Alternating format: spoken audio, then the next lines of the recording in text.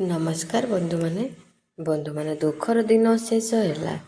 କାହିଁକିନା ଦୀର୍ଘ 172 ବର୍ଷ ପରେ ମା ଲକ୍ଷ୍ମୀ କିଛି ରାଶିର ବ୍ୟକ୍ତି ବିଶେଷ ଉପରେ ବହୁତ କୃପା ରଖିବାକୁ ଯାଉଛନ୍ତି। ଏହି କୁମାର ପୂର୍ଣ୍ଣିମା ଠାରୁ କିଛି ରାଶିର ବ୍ୟକ୍ତି ବିଶେଷ ମାନେ ହେବାକୁ ଯାଉଛନ୍ତି କୋଟିପତି।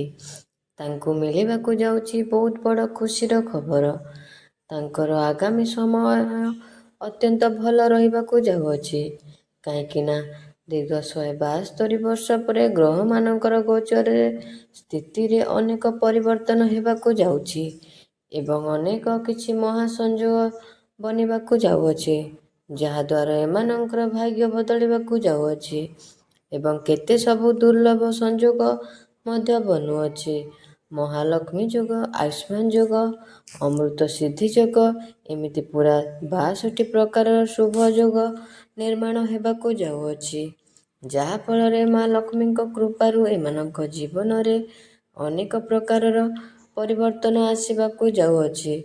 ଏହି ରାଶିଗୁଡ଼ିକ ମାଲାମାଲ ହେବାକୁ ଯାଉଛନ୍ତି। ଏହି ରାଶିମାନଙ୍କ ଉପରେ ମା ଲକ୍ଷ୍ମୀଙ୍କର ଅସୀମ କୃପା ପ୍ରାପ୍ତି ହେବାକୁ ଯାଉଛି। ଆପଣମାନଙ୍କୁ ଏହି କୁମାର ପୂର୍ଣ୍ଣିମା ଠାରୁ ବହୁତ ବଡ଼ ଧନ ଲାଭ ହେବାର ଅଛି। ଆପଣଙ୍କ ଉପରୁ ସବୁ କରଜ ଭାର ଖସିଯିବ। ଆପଣଙ୍କର ସମସ୍ତ ଦୁଃଖ କଷ୍ଟ ମଧ୍ୟ ଦୂର ହୋଇଯିବ। ମା ଲକ୍ଷ୍ମୀଙ୍କର କୃପାରୁ ଆପଣମାନଙ୍କର ବହୁତ ଶୀଘ୍ର ବିବାହର ଯୋଗ ମଧ୍ୟ ବନୁଅଛି। ବ୍ୟାପାର ବାଣିଜ୍ୟରେ ମଧ୍ୟ ଖୁବ୍ ଜୋରସୋରରେ ଉନ୍ନତି ହେବ।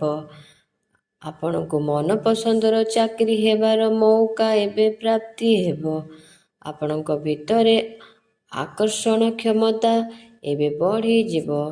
ଏବେ ଆପଣଙ୍କୁ ଲୋକମାନେ ପସନ୍ଦ କରିବା ଆରମ୍ଭ କରିଦେବେ। ସମାଜରେ ଆପଣଙ୍କୁ ମାନ ସମ୍ମାନ ବଢ଼ିବ। ଯେଉଁମାନେ ବେରୋଜଗାର ଅଛନ୍ତି ସେମାନଙ୍କୁ ଚାକିରି ପ୍ରାପ୍ତି ହେବ। ପ୍ରେମ ଜୀବନରେ ଯାହା ବି ସମସ୍ୟା ଥିଲା ଏହି କୁମାର ପୂର୍ଣ୍ଣିମା ଠାରୁ ତାହା ଦୂର ହେବ। ଶିକ୍ଷା କ୍ଷେତ୍ରରେ ମଧ୍ୟ ଉଚ୍ଚ ଶିକ୍ଷା କରିବା ପାଇଁ ଆପଣ ବାହାରକୁ ଯାଇପାରନ୍ତି। ପାଠପଢ଼ାରେ ବଡ଼ ପରିବର୍ତ୍ତନ ହୋଇପାରେ।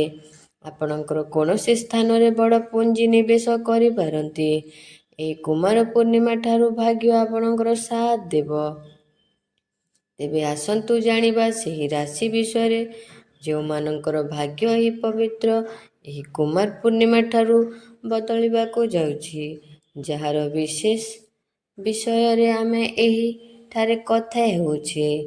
ଏହା ପୂର୍ବରୁ ଯଦି ଆପଣମାନେ ବି ମା ଲକ୍ଷ୍ମୀଙ୍କୁ ମନରୁ ଭକ୍ତି କରୁଥିଲେ, ମା ଲକ୍ଷ୍ମୀଙ୍କ କୃପାରୁ ଆପଣ ନୂଆ ଗାଡ଼ି କିମ୍ବା ନୂତନ ସମ୍ପତ୍ତି କିଛି କିଣିପାରନ୍ତି।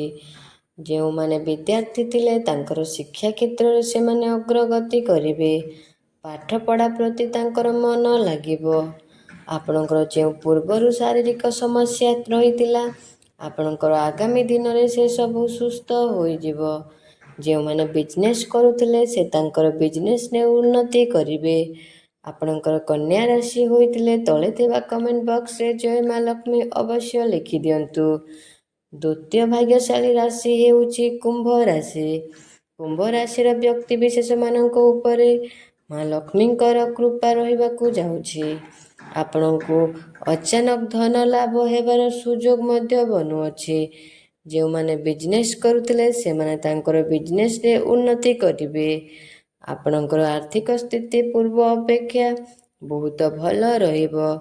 ଘର ଆପଣଙ୍କର ହସରେ ଲାଗି ରହିବ। ଆପଣଙ୍କର ବୈବାହିକ ଜୀବନ ମଧ୍ୟ ବହୁତ ଭଲ ରହିବ। କ୍ୟାରିୟର କ୍ଷେତ୍ରରେ ଆପଣ ବହୁତ ଅଧିକ ଉନ୍ନତି କରିବେ। ଭାଗ୍ୟ ଆପଣଙ୍କର ସାଥ ଦେବ ଏବଂ ଆପଣ କିଛି ଭୂମି ଏବଂ ନୂତନ ଗାଡ଼ି କ୍ରୟ କରିପାରନ୍ତି। ଶିକ୍ଷା କ୍ଷେତ୍ରରେ ମଧ୍ୟ ଆପଣ ବହୁତ ଉନ୍ନତି କରିବେ। ଆପଣ କୌଣସି ନୂତନ ଜାଗାକୁ ଭ୍ରମଣ କରିପାରନ୍ତି। ପ୍ରେମ ଜୀବନରେ ମଧ୍ୟ ସଫଳତା ମିଳିବ।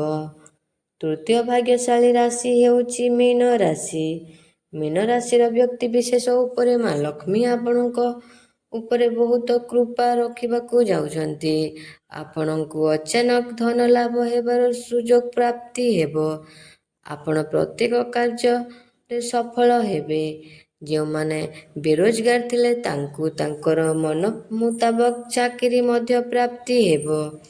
ବ୍ୟାପାର ବାଣିଜ୍ୟରେ ସେ ଆଗକୁ ବଢ଼ିବେ। ଅଟକି ରହିଥିବା ସମସ୍ତ ସଫଳ ହେବ। ଯଦି ଆପଣଙ୍କ ଉପରେ କିଛି କୋର୍ଟ କଚେରୀ ମାମଲା ରହିଥିଲା, ସେହି କୋର୍ଟ କଚେରୀ ମାମଲା ଆପଣଙ୍କର ସପକ୍ଷରେ ଯାଇପାରେ। ସମସ୍ତ ଋଣ କରଜରୁ ଆପଣଙ୍କୁ ମୁକ୍ତି ମିଳିଯିବ।